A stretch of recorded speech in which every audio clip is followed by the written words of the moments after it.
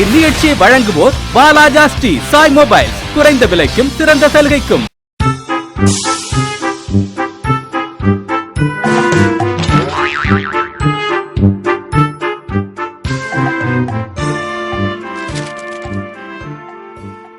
நீங்கள் பார்த்து கொண்டிருப்பது நம்ம அம்மா சேனல். நம்ம அம்மா சேனல் இது வந்து அசத்தல் நேரம். அசத்தல் நேரத்தில் அசத்தனால கேள்வி நிறைய கேட்டிருக்கோம். இதுக்கு அசத்தான பதில் நிறைய பார்த்துட்ருக்கோம். இந்த நிகழ்ச்சி முழுக்க வாங்குறது வாழை சாய் மொபைல்ஸ் மற்றும் ஆர்காட் சாய் மொபைல்ஸ் தான்.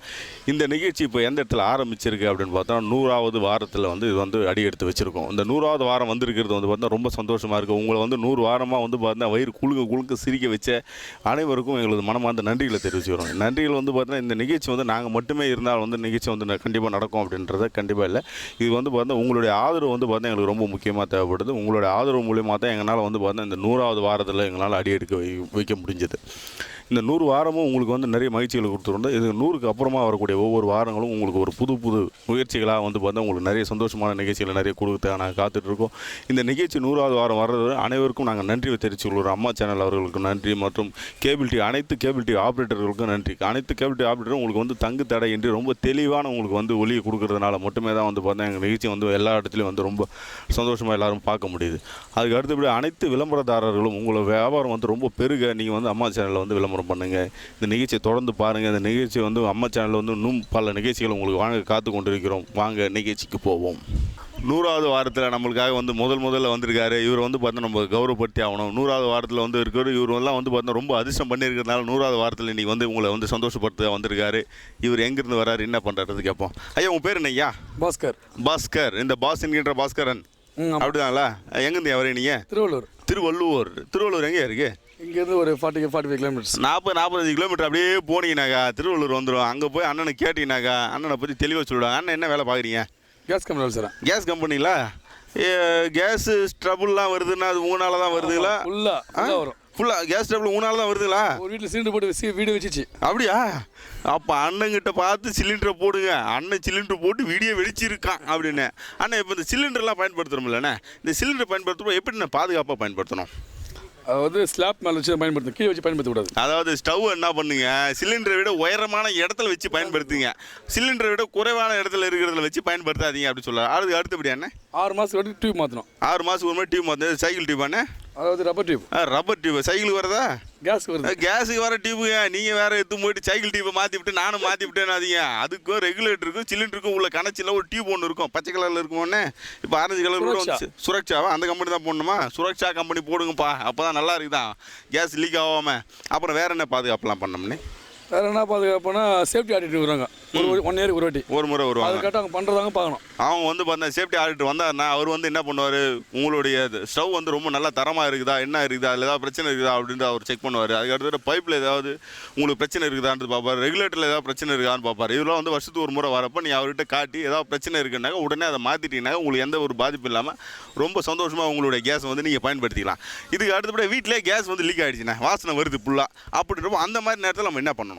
கம்பெனி ஃபோன் பண்ணி சொல்லலாம். கம்பெனி ஃபோன் பண்ணலாம். இப்போ வீட்டிலே முதல்ல நம்ம என்ன பண்ணிக்கணும், கம்பெனி ஃபோன் பண்ணி சொன்னோம்னா வந்தோன்னா கேஸ் சிலிண்டர் ஆஃப் பண்ணிடணும். முதல்ல ஸ்டவ் ஆஃப் பண்ணிவிடுங்க. ஜன்னலை தந்து விட்ற வேண்டியதான். நம்ம வீட்டு ஜன்னலை பக்கத்து வீட்டு ஜன்னலாண்ணா? நம்ம வீட்டு தான் திறக்கணும். உங்கள் வீட்டில் வாசல் வந்தால் பக்கத்து வீட்டு ஜன்னலை போய் திறப்பீங்க. என்ன ஆஃப் பண்ணுறீங்க போங்க அப்படின்னு. இது வரைக்கும் பண்ணாக்கா இதுலேருந்து பண்ணோம்னா சிலிண்டர் தப்பிச்சிக்கலாமாண்ணா இல்லை வேறு ஏதாவது இருக்குது? கண்டிப்பாக தப்பிக்கலாம். இதில் இன்னொன்று ஒரு விஷயம் என்னன்னா, வீட்டில் வந்து உங்களுக்கு ஃபுல்லாக வந்து கேஸ் வாசனை வருது அப்படின்னாக்க உடனே நீங்கள் நேராக போய்ட்டு ஏதோ ஒரு ஃபேன் போடுறதோ இல்லை டியூப்லைட் போடுறதோ சுவிட்ச் போடுறதோ எந்த வேலையும் நீங்கள் செய்யக்கூடாது. வாசனை வருதுன்னு தெரிஞ்ச உடனே உங்களோட ஜன்னல் மற்றபடி இருக்கக்கூடிய வாசகங்கள் எல்லாத்தையும் வந்து கதவுலாம் திறந்து வச்சுட்டிங்கன்னா கொஞ்ச நேரத்தில் இருக்கிற காற்றுலாம் வெளியே போயிடும். அதுக்கப்புறமா நீங்கள் வந்து லைட்டு போடுறது ஃபேன் போடுறதுலாம் வந்து அவங்க செக் பண்ணி அது என்னது தெரிஞ்சு வரலாம். சிலிண்டர் உங்களுக்கு லீக் ஆகுதுன்னு உங்களுக்கு கண்டிப்பாக தெரிஞ்சிச்சு அப்படின்னா சிலிண்டரை முதல்ல வீட்டை விட்டு வெளியே கொண்டு வந்து வச்சுருங்க. அப்படி வைக்கிறது தான் உங்களுக்கு வந்து ரொம்ப சேஃபானது. நீங்கள் வந்து தொடர்ந்து பயன்படுத்துகிறப்போ உங்களுக்கு எந்த ஒரு பாதிப்பும் இல்லாமல் இருக்கிறதுக்கு வாய்ப்புகள் அதிகம். கரெக்டானே? இதை தப்பாக பச்சு சொல்லல? தப்பு இல்லை, கரெக்டாக சொல்லியிருக்கேன். அதனால் இது கரெக்டாக ஃபாலோ பண்ணுங்க. இங்கே கம்பெனி வேலை செஞ்சிருக்காரு போது. கேஸ் கம்பெனிலேருந்து நாங்களும் நிறைய பேருக்கு கேஸ் கொடுத்துருக்கோம். அதனால தான் இப்போ வந்து உங்களுக்கு பதில் சொல்லிக்கிட்டே இருக்கும். ஆனால் இப்போ இந்த அசத்தல் நேரம் வந்து 100வது வாரத்துலேருந்து இப்போ நம்ம வந்து ஒரு புதிய முயற்சியாக ஒன்று கொண்டு வந்திருக்கோண்ணே. என்ன புதிய முயற்சி அப்படின்னாக்க, இப்போ இருக்கிறதுல வந்து பார்த்தா என் கையில் வந்து சில படங்கள் இருக்குது. இந்த படங்கள் ஏதாவது ஒரு படத்தை எடுக்க போகிறோம். இந்த படத்தை எடுத்த உடனே அந்த படத்துக்கு சம்மந்தமான சில கேள்விகள் நான் கேட்பேன். அதுக்கு நீங்கள் சரியான பதிலை சொன்னீங்கன்னாக்கா கொஞ்சம் இருக்கிறவங்க பார்க்குறவங்க கொஞ்சம் கலகலாம் சிரிப்பாங்க. பாஸ்கர் அண்ணன் சொன்னார்னாக்கா சிரிப்பாங்களா சிரிக்க மாட்டாங்களாண்ணே? சிரிப்பாங்க. இதில் இந்த ஒன்று எடுங்கண்ணே. நத்தை வந்திருக்கு. அப்படியே திருப்பி காட்டுங்க. என்ன வந்திருக்குண்ணே இது? நத்தை. நத்தை. ஸ்னைல். அப்படிங்களா? ஸ்னைல்லாம் நத்தைங்களாண்ணே? இந்த நத்தையெல்லாம் வந்து எந்தெந்த இடத்துலலாம் நம்ம பார்க்கலாம்ண்ணே? கையில் வச்சுக்கண்ணே. காலையில் நான் வந்து அப்போல்லாம் சின்ன வயசில் ஏரிக்கு போவேன். காலையில் ஏரிக்கு போயிருக்காப்புல அண்ணன். காலையில் அதுக்கு காலை கடனை முடிக்கிறதுக்காக போயிருக்காரு. பார்ப்பேன். அப்போ பார்த்துருவேன். இப்போ இந்த நத்தை கிட்ட இருந்து நம்ம கற்றுக்க வேண்டிய விஷயம் என்னென்ன? நத்தை கிட்ட கற்றுக்க முடியும்னா யாரும் நம்ம தலையை தொட்டால் நம்ம சொராயிடணும். அப்படியா? நம்மளும் அதே போல் ஒரு கூடை ஒன்று வச்சுக்கிட்டு எப்படி இந்த நத்தை வந்து எப்படி உள்ள டடுக்குன்னு உள்ளே போயிடுதோ அதே மாதிரி நம்மளும் உள்ளே போயிட்டோமாண்ணே. இதுக்காக நம்ம ஒரு பானை மாதிரி செஞ்சு வச்சுட்டு இருந்தால் தான் உள்ளே போக போல இருக்கு. அப்படியா? ஹெல்மெட் போடணும். ஹெல்மெட். அதான் இது வந்து தலைக்கவசம் அப்படின்றது வந்து அந்த ஹெல்மெட். அதுக்கு மேலே ஹெல்மெட் மேலே வச்சிருக்காங்கல்ல. அது போல் பைக்கில் போகிறப்போ அது வந்து நடந்து போகிறப்போ ஒரு ஹெல்மெட்டை போட்டும் போது நீங்கள் வண்டியில் போகிறப்போ ஒரு ஹெல்மெட்டை போட்டும் போங்க அப்படின்றது இது மூலிமா நம்ம தெரிஞ்சுக்கலாம் அப்படின்னு. அண்ணா இப்போ உங்கள்கிட்ட ஒரு கேள்வி கேட்க போகிறோம்ண்ணே. இந்த கேள்விக்கு நீங்கள் சரியான பதில் சொல்லிட்டீங்க அப்படின்னா வாழ சாமி சொல்லுவோம் அழகாக ஹெட்ஃபோன் வந்து உங்களுக்கு பரிசா காத்துருக்குது. என்ன கேள்வி அப்படின்னு பார்த்தோம்னாக்கா யானை இருக்குதுல்ல, யானை. ஆமாம். அந்த யானைக்கு எத்தனை பல்லுண்ணே? யானைக்கா? யானைக்கு இந்த கடுவாயில் 2 பல்லு இருக்கும். இந்த கடுவாயில் 2 பல்லு. இந்த பக்கம் இந்த பக்கம் இருக்கும். மொத்தம் எத்தனை பல்லு? மொத்தம் 2 பல்லுங்களா, 4 பல்லுங்களா, 6 பல்லுங்களா, 8 பல்லு? கண்டுபிடிக்க முடியாது. நான் தலையை உள்ள விட்டு பார்த்தேன். நான் தலையோட உள்ள வாயில தலையை விட்டு பார்த்தோம். அப்போதானே தெரியும் அப்படின்றது. எப்போது பல்லுகளை பிடிச்சி பார்த்துருக்கீங்களா? இந்த மாட்டுக்கு பல்லு பிடிச்சி பார்ப்பாங்களா? அது மாதிரி யானைக்கு பல்லுகளை பிடிச்சி பார்ப்போமா? வேணான்றீங்களா? அதனால மட்டும் பல்லு பார்த்துருக்கேன். அப்படியா? அங்கே இருக்கிறோட பல்லு பார்த்துருக்கேன் அப்படின்றாவில். இது பல்லு எத்தனைன்னு சொன்னீங்கன்னாக்கா அது சரியான பதிலாக இருந்தால் உங்களுக்கு ஹெட்ஃபோன் ரெடியாக இருக்குது. 4 பல்லு. 4 பல்லுங்களா? 4 பல்லு எப்படின்னா ஒரு பக்கம் 4 பல்லா, 2 பக்கம் 4 பல்லுங்களா? ஃப்ரெண்டு கிட்ட ஆப்ஷன் கேட்கலாம். ஆப்ஷன் இந்த ஆப்ஷன்லாம் வந்து கோடீஸ்வர நிகழ்ச்சியில் தான் உங்களுக்கு வந்து பார்த்தீங்கன்னா மொபைல் ஃபோன் ஆப்ஷன்லாம் கொடுப்பாங்களே. அண்ணன் வந்து ரொம்ப சரியாக சொல்லியிருக்காப்ல. 100வது வாரத்தில் வந்து முதல்ல வந்திருக்கேன் நம்ம அண்ணன் வந்து பார்த்தா 4 பல்லு அப்படின்றத வந்து சரியாக சொல்லி அண்ணன் வந்து ஹெட்ஃபோன் வாங்கியிருக்காப்ல. அண்ணன் உங்கள்கிட்ட கேட்ட கேள்வி என்ன? யானைக்கு எத்தனை பல்? எத்தனை பல்லுன்னு சொன்னீங்க? 4 பல்லு. இந்த பக்கம் 2, அந்த பக்கம் 2, 4 பல்லு தாங்க சரியான விடை. ஐயா உங்கள் பேர் என்னய்யா? பரசுராமன். பரசுராமன். எங்கேருந்து வந்துருக்கீங்க? சோழங்கிரதம். சோழிங்கர்லேருந்து தான் வந்துருக்கு. அவ்வளோ பரசுராமன். இப்போ கேட்க போகிற அஸ்தான கேள்வி எப்படி அஸ்தான பதில் சொல்கிறாரு மட்டும் பாருங்க. அண்ணன் என்னண்ணா வேலை பார்க்குறீங்க நீங்கள்? டிரைவருங்களா? வண்டி ஓட்டுறதுங்களா? Call taxi. கால் டாக்ஸினாக்க எப்படி காலில் ஓட்டுறதுனால கால் டாக்ஸிங்களா இல்லை கையில் ஓட்டினா கை டாக்ஸின்னு? ஆமாண்ணா. அப்படியுமா? இதுக்கும் ஆமாத்தான் அதுக்கும் ஆமாத்தான்ப்பா. அப்படித்தான் நம்ம வண்டியை ஓட்டிகிட்டு போயிட்டே இருக்கிறோம். அண்ணா இந்த சோழிங்கரில் நம்ம வந்து பார்த்தீங்கன்னா பார்க்கக்கூடாத இடங்கள்லாம் என்னென்ன இடம்லாம் பார்க்கக்கூடாதுண்ணே? பார்க்கக்கூடாத இடமா நிறைய இருக்கு.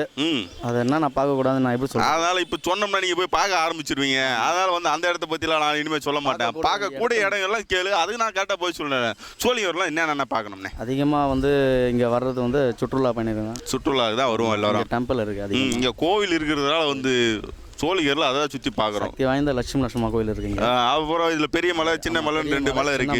அதுக்கு அடுத்தபடியாக இங்கே குளம் இருக்குல்ல. அந்த குளத்தோடைய பேர் என்னங்க? குளம் பேர் வந்து தக்கான் குளம் அப்படின்னு சொல்லுவாங்க. இங்கே வந்து ஒரு ஆஞ்சநேயர் ஒருத்தர் இருக்காரு. நீங்கள் பார்க்கணும். பிரம்ம தீர்த்தம் அப்படின்னு சொல்லுவாங்க.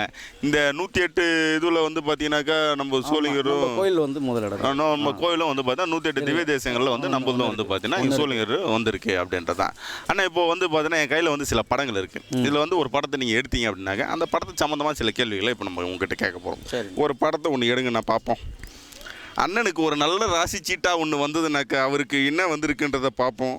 அண்ணனுக்கு என்ன சீட்டு வந்திருக்கு காட்டுங்க பார்ப்போம். கேட்கக்கூடாத கேள்வி கேட்பீங்க.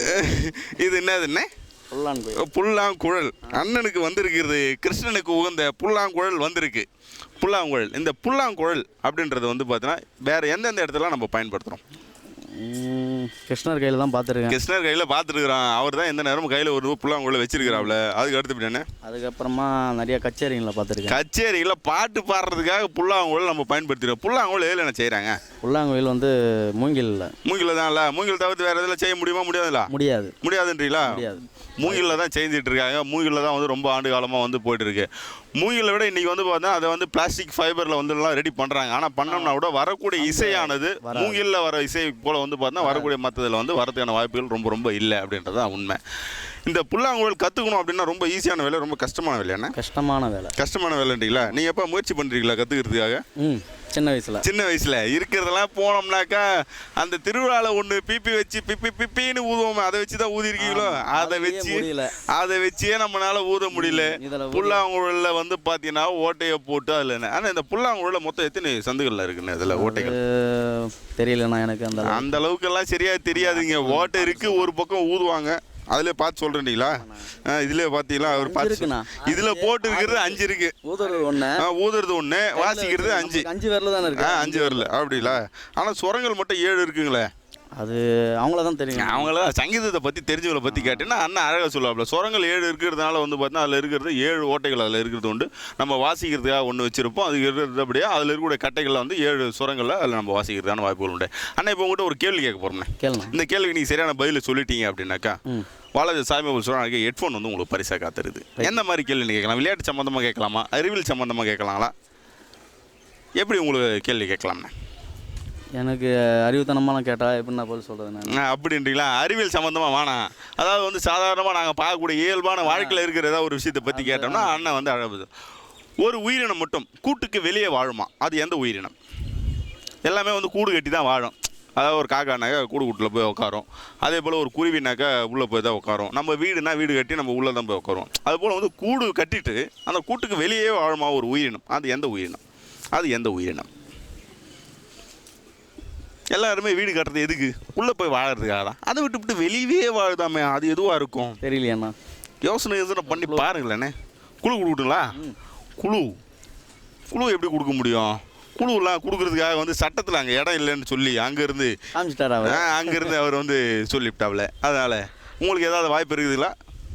அண்ணா இல்லை, எனக்கு தெரியல. அண்ணன் யோசனை பண்ணி பார்த்து வரலாம். கூட்டுக்கு வெளியே எது வாழுதுன்றது தெரியல. நாங்களே பொதுவாக வந்து பார்த்தா கூட்டுக்கு வெளியே தான் வாழ்ந்துட்டு இருக்கோம். ஏன்னா காலையில் வேலைக்கு போனோம்னா மறுபடியும் ராத்திரி தான் வீட்டுக்குள்ளேயே போகிறோம். அப்போ நான் கூட்டுக்கு வெளியே தானே வாழறோம். ஆமாம் தானே? அப்படித்தான் சொல்லிட்டு இருக்காப்புல.